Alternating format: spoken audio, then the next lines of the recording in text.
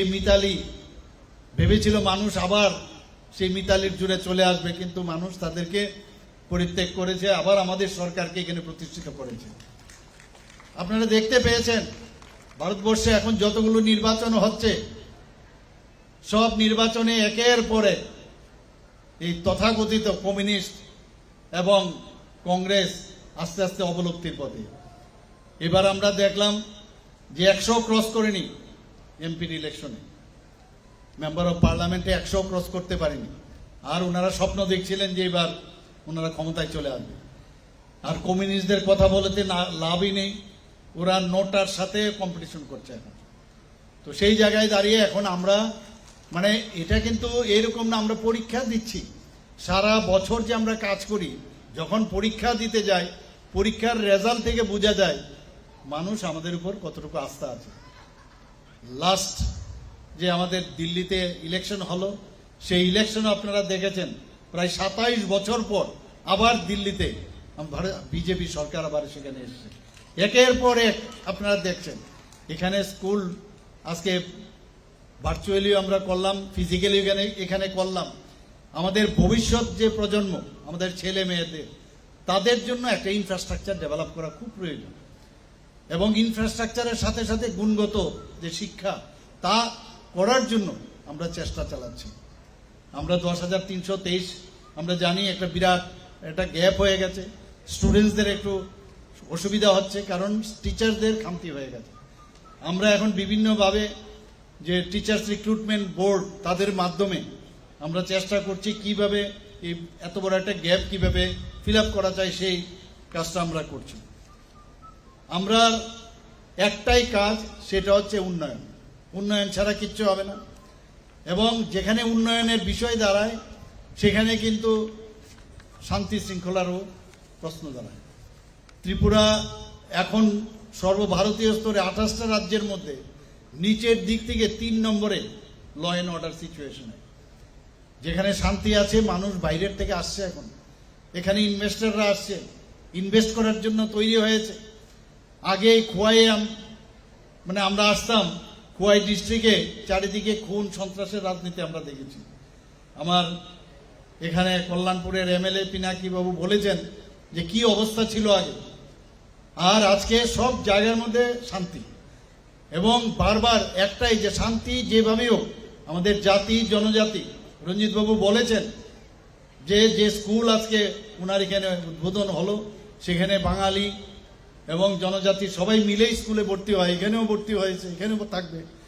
আমাদের মধ্যে একটা বিভেদ সৃষ্টি করে এতদিন ধরে যারা রাজনীতি করে এসছে, যাদের রাজনীতির ব্যবসা এতদিন ধরে আমরা দেখেছি, সেই ব্যবসা ওনারা করেছেন। কিন্তু বিপদ, ওনাদের অস্তিত্বের সংকট, তো নানাভাবে চেষ্টা করে নানাভাবে বিভিন্ন ফন্দি মাঝে মাঝে ওনারা তৈরি করেন, কিন্তু সেগুলো মানুষ সেগুলোকে গ্রহণ করে না। খুব চিন্তায় পড়ে গেছেন কি হবে আগামী দিন। তো বাধ্য হয়ে একজন আরেকজনের কাঁধে ভর করে এখন চেষ্টা করছে আগামী দিন কি করা যাবে। আমরা 1977-78 ঘটনা যদি আমরা জানি, সেখানে একই অবস্থা, সেই থেকে শুরু হয়েছে তাদের মধ্যে মিতালি। আগে আন্ডার টেবিল ছিল, লুকিয়ে লুকিয়ে। এবার যেটা আমরা দেখলাম 2023-এ একটা অস্থিরতা তৈরি করার জন্য ওনারা একদম ওপেন, ওনারা একজন আরেকজনের সাথে হাত মিলিয়েছে, এবং সেই হাত যে মিলিয়েছে নিজেদের 2-3 জন লোকের তাদের ভেস্টেড ইন্টারেস্টের কারণে এই কাজটা করেছে। আমি বিধানসভার মধ্যে ওনাদেরকে আমি জিজ্ঞেস করেছিলাম, যারা এতদিন ধরে আপনাদের যে খুন সন্ত্রাস করেছে তাদের সাথে আপনারা হাত মিলিয়েছেন, উপরে গিয়ে কি জবাব দেবেন? মাথা হেড করে নিচে বসেছিল, ওরা উত্তর দিতে পারেনি। আমরা নকশাল পিরিয়ডে 1970 আমরা দেখেছি এই কমিউনিস্টদের আরেকটা ভার্সন নকশাল, একই কায়দায় ওরা কে বলতো, leave the schools and colleges and do red revolution. অদ্ভুত কি অবস্থা, কত লোক কত স্টুডেন্টের জীবন বাতিল হয়ে গেছে। আর কি বলতো, without people's army peoples have nothing. গণফৌজনা না থাকলে জনগণের আর কিছুই থাকবে না। অদ্ভুত অদ্ভুত স্লোগান দিত। আমাদের চেয়ারম্যান, চীনের চেয়ারম্যান আমাদের চেয়ারম্যান, আমাদের দেশে থাকবে, আমাদের খাবে, সব করবে, এইভাবে মগজ ধুলাই করে কত ছেলের জীবন নষ্ট করেছে। Political strength grows from a barrel of a gun, বন্দুকের নল থেকে নাকি রাজনৈতিক শক্তি উৎস। অদ্ভুত সব স্লোগান। আজকে এখানে সুন্দর করে আমরা এতগুলো ইনফ্রাস্ট্রাকচার আমরা ডেভেলপ করলাম, 70 সনে যদি হতো তো এখানে বোমা ফেলতো আর বলতো কাগজে বোমা। এই তো ছিল। সমস্ত জায়গায় অস্থিরতা, খুন, সন্ত্রাস এবং উচ্ছৃঙ্খলতা। সেই পার্টিগুলোর এখন মানুষ বুঝে গেছে তাদের দিয়ে এই দেশ চলবে না। 2014 আগে এমন একটা অবস্থা হয়েছিল যে এই দেশ থাকবে কি থাকবে না এরকম একটা চিন্তা হয়েছিল। আমাদের পার্লামেন্টের মধ্যে পাকিস্তানের টেররিস্টরা এসে আঘাত করেছে। মুম্বাইয়ের ঘটনা আমরা জানি, আমরা নর্থ ইস্টের ঘটনা আমরা জানি। কখন যে নর্থ ইস্টের গুয়াহাটিতে গেলে কখন যে বোম ব্লাস্ট হবে কেউ জানে না। সেই জায়গায় প্রধানমন্ত্রী নরেন্দ্র মোদীজি 2014-তে যখন আসলো, উনি এই দেশটাকে রক্ষা করেছেন। আজকে আমরা বেঁচে গেছি। এমন এক গার্জিয়ান আমাদের এসছে, সুরক্ষার দিকেই হোক আজকে সুনিশ্চিত করেছে। আগে কথায় কথায় আমাদের সোলজারদের গলা কেটে ভারতবর্ষে ফেলে রাখতো। যখন সার্জিক্যাল স্ট্রাইক করলো, এয়ার স্ট্রাইক করলো, তারপর কিন্তু আর রা শব্দ নেই। এই হচ্ছে নেতৃত্ব, এই হচ্ছে মানে লিডার ভারতবর্ষের মাননীয় প্রধানমন্ত্রী নরেন্দ্র মোদীজি। আমরাও সেভাবে কাজ করছি। আজকে স্কুল হোক, রাস্তাঘাটে হোক, সব দিকে আমরা ডেভেলপমেন্ট ডেভেলপমেন্ট ডেভেলপমেন্ট, তাছাড়া কোনো চিন্তা নেই। সাধারণ মানুষের কিভাবে আমরা তাদের আত্মসম্মান, তাদের সোশিও ইকোনমিক্যাল স্ট্যাটাস কিভাবে বাড়াবে সেইভাবে আমরা কাজ করছি। আমরা আজকে স্কুলগুলো আমরা বিভিন্নভাবে চেষ্টা করছি কিভাবে আধুনিক পদ্ধতিতে স্মার্ট ক্লাস এখানে তৈরি হয়েছে। স্মার্ট ক্লাসের সংজ্ঞা আগের যারা চালিয়েছেন তাদের কাছে স্মার্ট ক্লাস সম্পর্কে কোনো আইডিয়াই ছিল না। ভাঙা বেঞ্চি, ভাঙা টেবিল, আমরা স্বাস্থ্য দপ্তরে আমি দেখেছি ভাঙা টেবিল, ওপিডিতে বসতাম ভাঙা টেবিল, হাতল ভাঙা, আর মনে হতো এটাই বুঝি জীবন, এইভাবেই আমাদের চলবে। আমরা এখন টিঙ্কারিং ল্যাব বানাচ্ছি স্কুলে, ইনোভেটিভ আইডিয়া সমস্ত 3Dর মাধ্যমে আমরা ছেলে মেয়েদের পড়াশোনার ব্যবস্থা করছি এখানে। এই হচ্ছে আমাদের বর্তমান সরকার। আমরা চাই যে আমাদের ছেলে মেয়েরা এখান থেকে আইএস অফিসার হোক, আমাদের ছেলে মেয়েরা এখান থেকে ইঞ্জিনিয়ার হোক, ডাক্তার হোক, আমাদের এখান থেকে ছেলে মেয়েরা গিয়ে রকেট তৈরি করবে, সেই রকম আমরা চিন্তা ভাবনা করছি। এবং ত্রিপুরার ছেলে মেয়েদের কিন্তু ট্যালেন্টের অভাব নেই। এতদিন ধরে রাজনীতির নামে তাদেরকে মানে ভুল পথে ওরা চালিয়েছে। আমরা এর মধ্যেও আপনারা শুনে খুশি হবেন যে শিক্ষা খাতে এবার আমরা অনেক বেশি কিন্তু বাজেটে আমরা রেখেছি। প্রায় 11.94% আমরা শিক্ষা খাতে আমরা রেখেছি। একাদশ ও দ্বাদশ শ্রেণী ছাত্রছাত্রীদের জন্য আমরা এখানে যারা গার্জিয়ানরা আছেন, যখন স্কুল থেকে বেরোনোর পর এমন একটা অবস্থায় কোন টিচারের কাছে যাবেন, তাদেরকে কোথায় পড়াবেন, এই নিয়ে একটা স্কুটার দিয়ে যাচ্ছে, কেউ সাইকেল নিয়ে যাচ্ছে, কেউ গাড়ি নিয়ে যাচ্ছে। একবার ইংরেজি পড়ালে যে ওই টাইমে আবার ফিজিক্সের মাস্টারের কাছে যেতে হবে, কেমিস্ট্রির মাস্টারের কাছে যেতে হবে, বায়োলজি বা ম্যাথের কাছে যেতে হবে। আমরা এবার বাজেটের মধ্যে আমরা বললাম না, এর থেকে উত্তরণ আমাদের খুঁজতে হবে। তা আমরা কি করলাম, সমস্ত সাব ডিভিশনে, সমস্ত মহকুমার মধ্যে আমরা একটা করে আমরা এই ধরনের কোচিং সেন্টার আমরা চালু করছি। এবং সেখানে একটা কোচিং সেন্টারের মধ্যে সব পড়ানো হবে। এবং এই কোচিং সেন্টারগুলো প্রথমে ইংলিশ এবং সায়েন্স গ্রুপ আমরা শুরু করেছি। সাধারণত এইগুলোর পিছনে মানুষ দৌড়ায়, তো সেই ব্যবস্থা এবার বাজেটে আমরা রেখেছি। এবং এতে করে আমি আমার অর্থমন্ত্রীকে আমি বলেছি, সুপার টু সুপার বেস্ট যে টিচার যদি বাইরের থেকে আনতে হয় বাইরের থেকে আনবেন। কারণ টেস্টেড যারা আছে আমাদের ত্রিপুরাতে তারা তো হয়তো বা নাও আসতে পারে ওই কোচিং সেন্টারে, কিন্তু এর থেকে ভালো টিচার আপনি টেন্ডার করুন, বাইরের থেকে আসুক। ওই সব টিচারের মাধ্যমে আমাদের আগামী দিনের ছেলে মেয়েরা স্কুল কলেজে তো পড়বেই, কিন্তু তারপরেও এই মানে মাস্টারের বাড়িতে যাওয়ার যে একটা প্রবণতা, সেটার থেকে বাঁচতে গেলে এই সিস্টেমে যদি না যায়, সেই কাজটা আমরা এবার করেছি। এর মধ্যে আমবাসা, কাকরাবন এবং করবুকে নতুন করে ডিগ্রি কলেজ আরো 3টা এইবারের বাজেটে আমরা রেখেছি। আপনারা শুনে খুশি হবেন যে এইবারের বাজেটে ত্রিপুরা কম্পিটিটিভ এক্সামিনেশন সেন্টার আমরা চালু করেছি। আগরতলা উদয়পুর এবং আমবাসায়, অর্থাৎ এই সেন্টারে সমস্ত যে আমাদের যে বিধানসভাগুলো আছে সেই বিধানসভাগুলো কভার করবে 3টা জায়গার থেকে। সেখানে এই কম্পিটিশন এক্সামিনেশনে অনেকে আমাদের ছেলে মেয়েরা পরীক্ষা দেওয়ার জন্য সেন্টার পায় না, অনেক প্রাইভেটে যায়।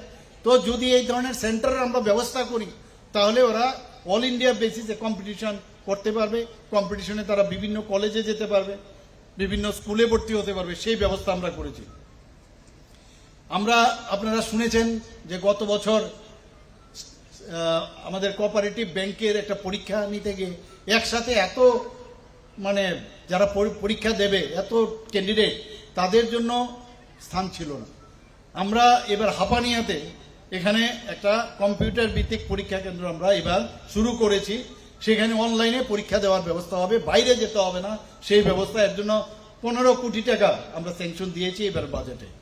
শুধু তাই নয়, যারা জনজাতি যারা শিক্ষার্থীরা আছে তারা যাতে আরো বেশি ভালো পড়াশোনা করতে পারে তার জন্য আমরা সুপার 100 প্রোগ্রাম আমরা চালু করেছি। এবং এটাই আমরা সবসময় বলি যে সবকা সাথ সবকা বিকাশ, বিশ্বাস আর তার প্রয়াস। সবাইকে নিয়ে, মাননীয় প্রধানমন্ত্রীজি বারবার বলছেন সবাইকে নিয়ে চলতে হবে আমাদের, সেই দিশায় আমরা কাজ করছি। আমরা চাই যে আগামী দিন যে আমাদের শিক্ষা, স্বাস্থ্য, পরিকাঠামো সেগুলোর যাতে উন্নয়ন হয়। এবং আপনারা নিশ্চয়ই দেখেছেন কিছুদিন আগে আমরা যে বাদারঘাট স্টেডিয়ামে সেখানে একটা আমাদের অ্যাথলেটিক ট্র্যাক সেখানে আমরা উদ্বোধন করি, একটা সিনথেটিক ফুটবল গ্রাউন্ড সেটা উদ্বোধন করি, একটা সিনথেটিক হকি গ্রাউন্ড সেখানে উদ্বোধন করি। কিন্তু সেখানে আমি কি করলাম, আমি সেটা সাজেশন রাখলাম যে নেতা নেত্রীদের নামে এগুলো তো হয়। আমি সেখানে আমার সাথেই অ্যাথলেটিক্স করতো দেবভক্তি জমাতিয়া, ওর নামে আমি ওখানে সিনথেটিক ট্র্যাক তার নামে উৎসর্গ আমি করেছি। যে ফুটবল গ্রাউন্ড যেটা আছে আমাদের ত্রিপুরাতে, উমাকান্ত যে স্টেডিয়াম এখন আছে, সেই উমাকান্ত স্টেডিয়ামে একজনের পেটে ফুটবল খুব নাম করা গোলকিপার ছিল, আমরা তখন ছোট। আপনারা ভাবুন, ওর নামে আমরা ওই ফুটবল গ্রাউন্ডটা আমরা উৎসর্গ করেছি। আমরা নন্দীবাবু যিনি অনেক স্টুডেন্ট উনি তৈরি করেছেন, উনিও তারা কেউ নেই আজকে এই দুনিয়াতে, এই 3 জনের নামে, নন্দীবাবুর নামে আমরা সেই হকি গ্রাউন্ডটা আমরা করেছি। এই হচ্ছে আমাদের ভারতীয় জনতা পার্টির নেতৃত্বাধীন সরকার। মানুষ সম্পর্কে, মানুষকে কিভাবে সম্মান দিতে হয় সেটা জানে। কিছুদিন আগে আমবাসার মধ্যে একটা আমাদের ইউথ অ্যান্ড স্পোর্টসের একটা হোস্টেল হয়েছিল, সেখানেও একটা জিমনাস্ট, খুব নাম করা জিমনাস্ট ছিল, তার নামে মধুসূদন সাহা, ওর নামে আমরা সেখানে এই নামকরণ আমরা করি সেই হোস্টেলটা। তো সেইভাবে আমরা মানুষকে সম্মান দেই এবং আগামী দিনও আমরা করব। এবং এতে করে আপনারা ভাবুন, যখন কেউ ভাবিনি যে এইভাবে সম্মান দেওয়া আমরা দেব, ওনাদের ফ্যামিলিকে যখন আমরা খবর দিলাম, ওরা স্টেজে উঠে এত ভাবুক হয়ে গেছে যে কথাই বলতে পারছিল না, যে আমরা জীবনেও ভাবতে পারিনি যে এত বছর পরে আমাদের কেউ ডাকবে এবং ওদেরকে সারা জীবন নেক্সট জেনারেশন তাদের কথা স্মরণ রাখবে।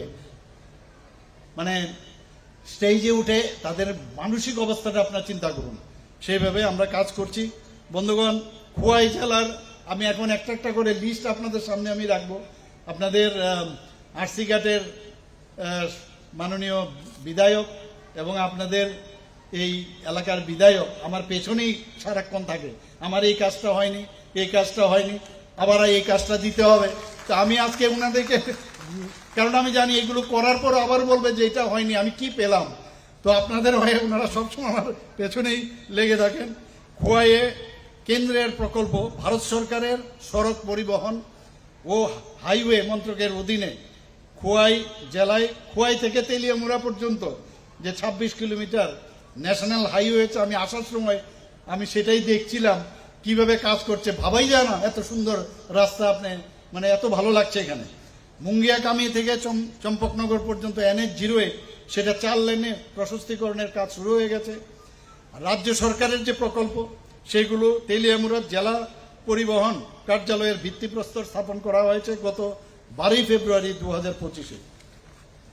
খোয়াই পুরান বাজারে পার্কিং কমপ্লেক্স উদ্বোধন করা হয় গত 12 ফেব্রুয়ারি 2025।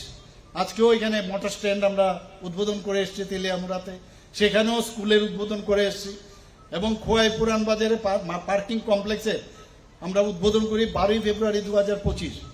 খোয়াই সরকারি উচ্চতর মাধ্যমিক যে স্কুল আছে সেখানে সিনথেটিক টার ফুটবল গ্রাউন্ড, তারও উদ্বোধন আমরা করি 4 অক্টোবর 2024। বন্ধুগণ, খোয়াই সরকারি ইংরেজি মাধ্যম দ্বাদশ শ্রেণী বিদ্যালয়ের যে নবনির্মিত ভবন, সেটাও উদ্বোধন করেছি আমরা 4 অক্টোবর 2024। বলবো আরো, খোয়াইয়ের সিঙ্গিছড়ায় যে শরৎচন্দ্র দ্বাদশ শ্রেণী বিদ্যালয়, সেটার উদ্বোধন করা হয়েছে। তুলাশেখর ব্লকের আশারামবাড়ির উচ্চতর মাধ্যমিক বিদ্যালয়ের ক্লাসরুম, ল্যাবরেটরি, সেগুলো নির্মাণ করা হয়েছে। এতে ব্যয় হয়েছে প্রায় 86 লক্ষ টাকা। খোয়াইয়ের ডিস্ট্রিক্ট পঞ্চায়েত রিসোর্স সেন্টার নির্মাণ করা হয়েছে। রামদয়াল ঠাকুরপাড়াতে হোস্টেল বিল্ডিং নির্মাণ করা হয়েছে। তেলিয়ামুড়া পুর পরিষদের উদ্যোগে নেতাজি নগর সে ওয়ার্ড নাম্বার 8-এ বৈদ্যুতিক চুল্লি বসানো সহ নতুন শ্মশানঘাট নির্মাণ করা হয়েছে। এতে করে 1,18,00,000 টাকা দেওয়া হয়েছে। বর্জ্য ব্যবস্থাপনার জন্য তেলিয়ামুড়া পুর পরিষদের যে টার্সিয়ারি ওয়েস্ট ম্যানেজমেন্ট প্ল্যান, সেটা বসানো হয়েছে, তাতেও প্রায় 1,50,00,000 টাকা ব্যয় হয়েছে। আর এখনো যেসব কাজ চলছে, জেলা শাসক ও সমাহর্তার সরকারি আবাস নির্মাণের কাজ চলছে। খোয়াই মহকুমা শাসকের সরকারি আবাস নির্মাণের কাজ চলছে। বেহালাবাড়ির এইচএস স্কুলে 50 শয্যা বিশিষ্ট জনজাতি ছাত্রীদের হোস্টেল নির্মাণের কাজ চলছে। অতিরিক্ত জেলা শাসক ও সমাহর্তার সরকারি আবাস নির্মাণের কাজ চলছে। 2 কোটি টাকা ব্যয়ে integrated public health laboratory Khowai জেলা হাসপাতাল গড়ে তোলা হচ্ছে।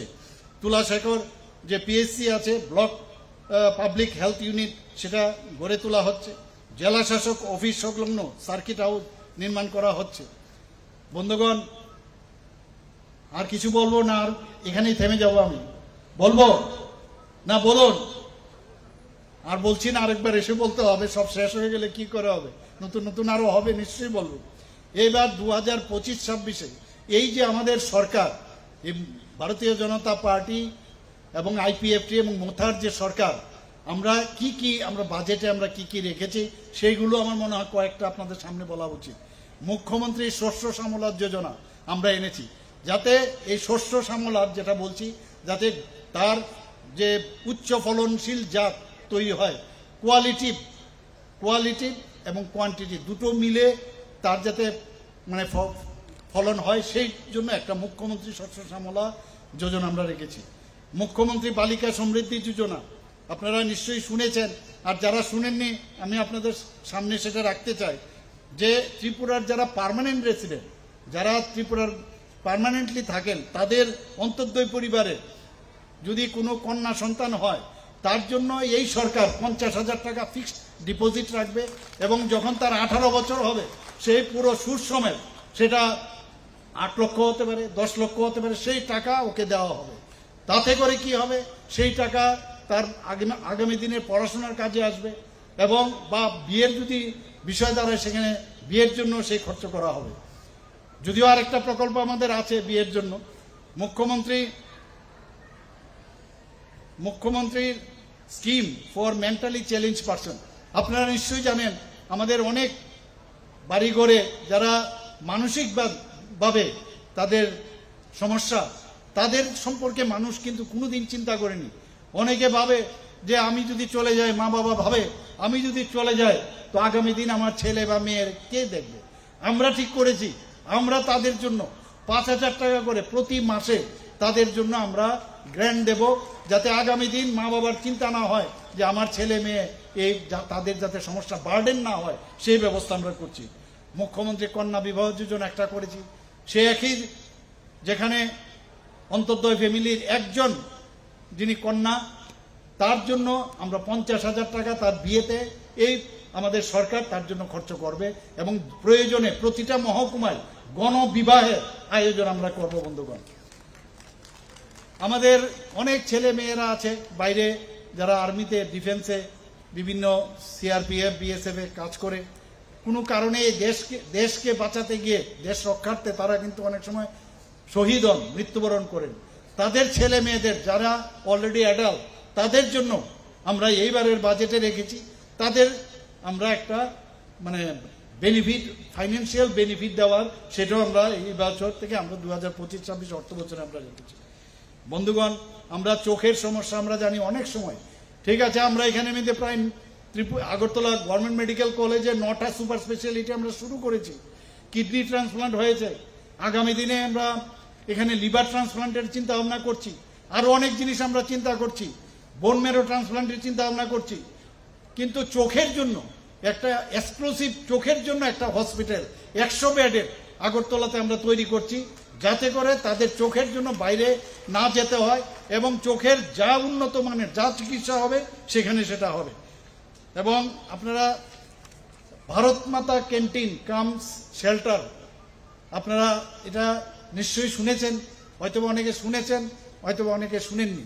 আগরতলায় যায় অনেকে অনেক কাজে, সেখানে স্বাস্থ্যের জন্য যেতে পারে বা অন্য কাজেও ব্যবসা কারণেও যেতে পারে, সেখানে গিয়ে অনেক সময় আটকে পড়ে যে এখন বাড়িতে আসবো, দূর দূরান্ত থেকে আসে, তাদের থাকার জন্য এই যে প্রকল্প আমরা করেছি ভারত মাতা ক্যান্টিন কাম নাইট শেল্টার, রাত্রিবেলা থাকার ব্যবস্থা আমরা সেখানে করছি এবং কম পয়সায় ওরা যাতে খেতে পারে সেই ব্যবস্থা আমরা এবারের বাজেটে আমরা করেছি।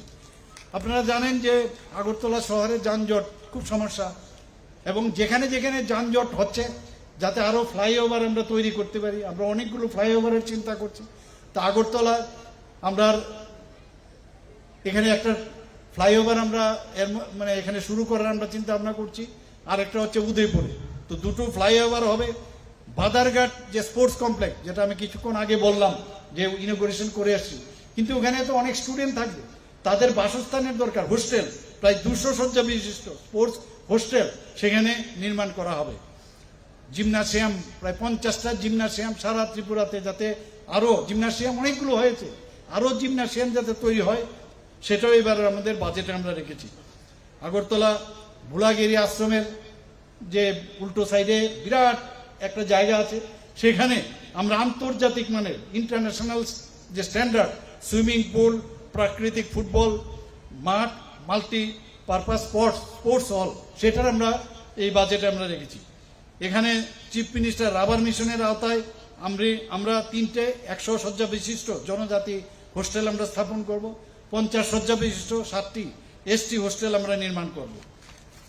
বন্ধুগণ, মাননীয় প্রধানমন্ত্রীজি বারবার আমাদের যখন মিটিং হয় উনি বলছেন যে যেসব জায়গায় আমাদের থানাগুলো আছে পুরনো থানা হয়ে গেছে, এই থানাগুলো এখন অনেক সময় পুরনো হওয়ার সুবাদে এগুলোর কাজ করতে অনেকের অসুবিধা হয়, সেগুলো ভেঙে যাতে ভার্টিক্যালি উপরের দিকে যাওয়া যায়, তো সেই কথা মাথায় রেখে আমরা কয়েকটা এর মধ্যে থানা আমরা ঠিক করেছি, যে পশ্চিম আগরতলা থানা, পূর্ব আগরতলা থানা, বিলুনিয়া থানা, বাইখোরা থানা, বাগবাসা থানা, মধুপুর থানা, এর ডেমোলিশ করে নতুনভাবে আমরা সেখানে বিল্ডিং করব এবং উপরে থাকার ব্যবস্থাও থাকবে, অর্থাৎ নিচে যারা পুলিশে কর্মরত থাকবে তারা নিচে কাজ করবে, আবার বাড়িতেও তাকে কল দিয়ে নিয়ে আসতে হবে না, সেই যে কথা মাননীয় প্রধানমন্ত্রী সেই কাজটা আমরা করছি। ফায়ার স্টেশন সম্পর্কে প্রায় বিধানসভার মধ্যে বলতে হয়, বিভিন্ন জায়গায় এই ফায়ার স্টেশন আমরা নতুনভাবে আবার তৈরি করছি, নতুন বিল্ডিং তৈরি করছি। জল জীবন মিশন খুব ইম্পর্টেন্ট, জলই জীবন। আমি রাস্তা দিয়ে যখন আসছিলাম তখন দেখছিলাম যে জল জীবন মিশনের একটা অফিস, তো আমাদের ত্রিপুরাতে আমাদের সরকার 2018তে আসার আগে জল জীবন মিশন তার পার্সেন্টেজ কত ছিল, প্রতিটা ঘরে জল কত দিয়েছিল, মাত্র 3%, আর সেই জায়গায় এখন আমরা 85% মানুষের কাছে নলসের জল আমরা দিচ্ছি। আমার কাছে মাঝে মাঝে খবর আসে এমন জায়গায় নল আছে কিন্তু জল নেই, তো জলের উৎস দেখতে হবে। বহু জায়গার মধ্যে বিশেষ করে পাহাড়ি এলাকায় জলের স্তর মাটির নিচে নেই, যার জন্য ওখানে ইনোভেটিভ আইডিয়ার মাধ্যমে ক্যাচ দ্য রেইন, এই যে বৃষ্টি হলো এই বৃষ্টিকে মজুত করে যেখানে আমাদের ছোট ছোট নালা আছে তাকে পরিশ্রুত করে বিভিন্ন জায়গায় ইনোভেটিভ আইডিয়ার মাধ্যমে আমরা জল সংরক্ষণ করে, যেখানে পাহাড়ে যারা থাকেন তাদের জন্য আমাদের এই যে 85% আছে, 15% আগামী বছরের মধ্যে সেটাও আমরা সম্পূর্ণ করবো আশা করি। বন্ধুগণ, প্রধানমন্ত্রীর জন আরোগ্য যোজনার কথা যদি বলি, আমরা তো কোনোদিন ভাবিনি যে এত বড় একটা যোজনা 5 লক্ষ টাকা করে প্রতিটা ফ্যামিলির, 5 লক্ষ টাকা করে প্রতি বছর। এত বড় যোজনা পৃথিবীর কেউ করেনি, সেটা মাননীয় প্রধানমন্ত্রীজি করেছেন। এতে করে আমাদের ত্রিপুরাতে আমাদের 100% স্যাচুরেশন পয়েন্ট এসছে। আমাদের যে টার্গেট ছিল প্রায় 15 লক্ষ, সেটা কিন্তু স্যাচুরেশন এসছে। কিন্তু এর মধ্যে ক্যাপিং আছে, সবাইকে দেওয়া যায় না। তো আমরা ঠিক করলাম মুখ্যমন্ত্রী জন আরোগ্য যোজনা আমরা শুরু করব। সেটাও আমরা করলাম। মুখ্যমন্ত্রী জন আরোগ্য যোজনায় সেই 5 লক্ষ পার ফ্যামিলি আমরা সেইভাবে প্রতি ফ্যামিলিতে আমরা করব 5 লক্ষ যে সুরক্ষা সেটা থাকবে। তো সেইভাবে আমরা মুখ্যমন্ত্রী জন আরোগ্য যোজনা শুরু করেছি। এখন পর্যন্ত প্রধানমন্ত্রী জন আরোগ্য যোজনায় যে 222 কোটি টাকা এখন পর্যন্ত দেওয়া হয়েছে বন্ধুগণ। আমাদের PM সূর্যঘর মুফত বিজলি যোজনা, সেটাও এখানে শুরু হয়েছে। খুবই ভালো এই যোজনা। আপনার বিজলি বাঁচত হবে এবং এই সূর্যের কিরণ থেকে আপনি বিজলি তৈরি করবেন, অ্যাক্সেস থাকলে আপনি বিক্রিও করতে পারবেন। এইরকম যোজনা এখানে ত্রিপুরাতে এখন শুরু হয়েছে। প্রায় 12,000-এর উপরে, প্রায় 13,000-এর মতো অলরেডি রেজিস্ট্রেশন করেছে। এখানে যারা আছেন আমি আপনাদেরকে বলবো, এই যে যোজনাটা করেছে আপনারাও চেষ্টা করুন এটাকে কিভাবে নিজের বাড়িতে লাগাবেন। প্রধানমন্ত্রী আবাস যোজনা যেটা আরবান আছে, সেখানেও প্রায় আমাদের এই 3,68,000 প্রধানমন্ত্রী আবাস যোজনা গ্রামে 3,68,000 যারা পাকা ঘর এই ত্রিপুরাতে এখন পর্যন্ত নির্মিত হয়েছে বন্ধুগণ। আরবানে প্রধানমন্ত্রী আবাস যোজনা এখন পর্যন্ত 70,000 হয়েছে। আগামী দিন আরও হবে, ভাবা যায় না। আমি কিছুদিন আগে এখান থেকে অনেক দূরে, মানে আমাদের জনজাতি অধ্যুষিত এলাকায় টাকার জল আমি গেছি। সেখানে দুজনের বাড়িতে গিয়ে প্রধানমন্ত্রী আবাস যোজনার সে ইনোগ্রেট করে এসেছি। নারিকেল ঘুরেছি সেখানে, এত খুশি ওরা, বলছে যে আমরা তো ভাবতেই পারিনি যে কোনোদিন আমাদের এই ঘর হবে। তো এখানে সবকা সাথ সবকা বিকাশ, বিশ্বাস আর প্রয়াস, সেটা কিন্তু সেদিন টাকার চলাতে গিয়ে আমি দেখতে পেলাম। আমাদের এখানে যে মাননীয় প্রধানমন্ত্রীজি নিজে খুব গরিব ঘর থেকে এসেছেন, আমরা সবাই জানি, একটা চাইওয়ালার ফ্যামিলির থেকে এসছে। উনি দেখেছেন কিভাবে মানুষ, মহিলারা সূর্যের যে অস্ত কখন যাবে তার জন্য বসে থাকে। তার জন্য উনি বললেন যে উন্মুক্ত স্থানে শৌচমুক্ত, সেই ব্যবস্থা উনি শুরু করেছেন। এবং ত্রিপুরাতেও এখন আমরা বলতে পারি যে উন্মুক্ত স্থানে শৌচমুক্ত ত্রিপুরা, সেই কাজটা আমরা করেছি এবং আগামী দিনে আরও এর বিষয়ে আরও কাজ করব। এখানে চাকরি অনেকেই করে। আমরা চাকরি কথা না করে আমরা বলছি যে তাদের এন্টারপ্রেনার হওয়ার জন্য MSMEর মাধ্যমে এখন পর্যন্ত মাইক্রোতে আমাদের কাছে প্রায় 2.1 লাখ আমাদের এন্টারপ্রেনার এখন হয়েছে। স্মলে এখনো কম আছে, মিডিয়ামেও কম আছে, কিন্তু এখন ইনভেস্টর আসছেন, তারাও MSMEর মাধ্যমে নিজেও এন্টারপ্রেনার হন, অন্যরাও আপনার চাকরি দিন। তো সেইভাবে এখন ত্রিপুরাতে কাজ চলছে। মুখ্যমন্ত্রী কন্যা আত্মনির্ভর যোজনা, একটা যোজনা আপনারা শুনেছেন। এইবার আমরা কিছুদিন আগে অর্থাৎ 14ই মার্চ 2025-এ আমরা যারা আমাদের মেয়েরা আছেন, যারা 12th ক্লাস পাস করেছেন আপনার ত্রিপুরা বোর্ড থেকে এবং CBSE থেকে, তাদের 140 জনকে আমরা স্কুটি, বিনা পয়সায় স্কুটি ওনাদেরকে লাইসেন্স শুদ্ধ আমরা এবার দিয়েছি। এখানে GSTর কথা যদি আমরা বলি, স্টেট GST সারা নর্থ ইস্টের মধ্যে এখন আমরা কিন্তু GSTর দিক দিয়ে ত্রিপুরা দ্বিতীয় স্থানে আছে আসামের পরে।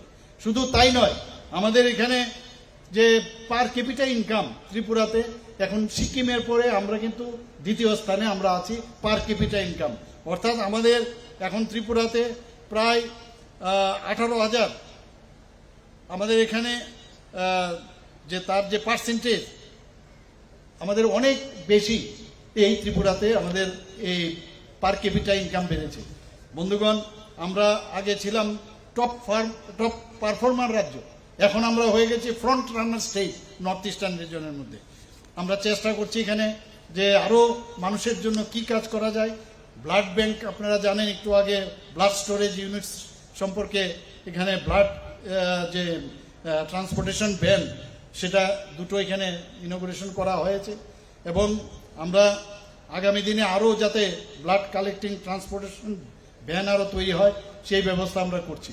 এখানে ব্লাড ব্যাংক ত্রিপুরাতে প্রায় গভর্নমেন্ট লেভেলে 12টা আছে, দুটো প্রাইভেট লেভেলে আছে, আরও আমরা ইনক্লুডিং খোয়া এবং তেলিয়ামুড়া শুদ্ধ এখানে 12টা আছে। আগামী দিনে আরও ব্লাড ব্যাংক করা যায় কিনা, অনেকে অ্যাপ্লিকেশন দিয়েছে, কারণ blood is very important for us. কাজে ব্লাড যদি মজুত না থাকে, অনেক সময় যারা ডাক্তারবাবুরা আছেন যখন অপারেশনে যান, ব্লাড যদি ব্যাংকে না থাকে সমস্যা হয়। আমরা জানি আমরা 4 রকমের ব্লাড আছে, কিন্তু যদি আমরা পজিটিভ এবং নেগেটিভ বলি তাহলে 8 রকমের আমাদের ব্লাড আছে। তো এই 8 রকমের ব্লাড যদি আমাদের মজুত না থাকে তাহলে সমস্যা। তো এখানে ব্লাড স্টোরেজ ইউনিটসও আছে। আমাদের এখন সেপারেশন, আগে যেমন যদি রেড ব্লাড কার্পোসেলের প্রয়োজন হয় সেপারেট করা যেত না, WBC আলাদা করা যেত না, এখন সেপারেশন সেন্টারও আমাদের ত্রিপুরাতে অ্যাভেলেবল। ভলেন্টারি ব্লাড ডোনেশন, এখানে আমাদের যে পার্সেন্টেজ অনুসারে যদি 40 লাখ লোক থাকে তাহলে আমাদের 40 লক্ষ লোক যদি আমাদের ত্রিপুরাতে বাস হয় তাহলে 40,000 ইউনিট আমাদের থাকতে হবে। ত্রিপুরাতে আমাদের কাছে গত অর্থ বছরে 42,000 আমাদের ইউনিট এই ত্রিপুরাতে আমাদের রয়েছে। আমরা আগামী দিন আরও কিছু আমরা করতে চাই। আমি যেটা বললাম, আমাদের উপর আস্থা রাখতে হবে এই সরকারের উপরে, এবং আমি নিশ্চিত যে এই ত্রিপুরা সরকার এখন যেভাবে চলছে, একটা ট্রান্সপারেন্সির স্বচ্ছতার সাথে কিভাবে একটা সরকার চালাতে হয় সেটা আমরা মাননীয় প্রধানমন্ত্রীর কাছ থেকে আমরা শিখেছি। কিভাবে আইন শৃঙ্খলা রক্ষা করতে হয় সেটা আমরা শিখেছি, এবং আগামী দিন ইনফ্রাস্ট্রাকচার কিভাবে ডেভেলপ করতে হয় সেটা আমরা শিখেছি, এবং কিভাবে মানুষকে আরও বেশি এন্টারপ্রেনার করা যায় সেটা আমরা শিখেছি, এবং দক্ষতা কিভাবে তারা শিখতে পারে আমাদের ছেলেমেয়েরা, তাদের আমরা সেইভাবে স্কিল ডেভেলপমেন্টের মাধ্যমে তাদের শিক্ষিত করে তুলছি। বন্ধুগণ, চাকরি নেই বলে গত 7 বছরে আমরা এখন পর্যন্ত প্রায় 17,000 গভর্নমেন্টের চাকরি আমরা দিয়েছি। বাকিগুলো তো আমি বললাম না, আরও প্রায় 8 থেকে 10,000 চাকরি ওয়েটিং। জাস্ট আপনারা দেখুন, আরও চাকরি আমরা দেব, এবং আমি আশা করি যে মানুষের কল্যাণে আমরা কাজ করতে চাই। মানুষের একটা হিউম্যান টাচ থাকা দরকার, এবং এই সরকার সেই টাচ নিয়েই আমরা আগামী দিন চলব। সেই আশ্বাস দিয়ে আমি আমার বক্তব্য শেষ করছি। নমস্কার, ধন্যবাদ, এবং আমি এখানে যারা আজকের এই প্রোগ্রামটা এখানে করেছেন তাদেরকেও